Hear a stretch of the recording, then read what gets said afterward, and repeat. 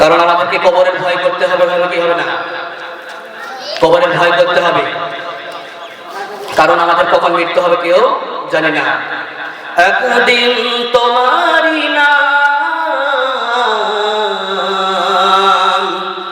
মসজিদে হবে এলান, একদিন তোমারই নাম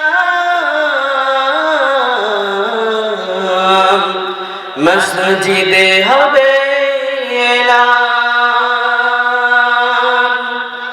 তৈরি থেকো, তৈরি রেখো, তৈরি থেকো, তৈরি রেখো, কবরের মাল সামান,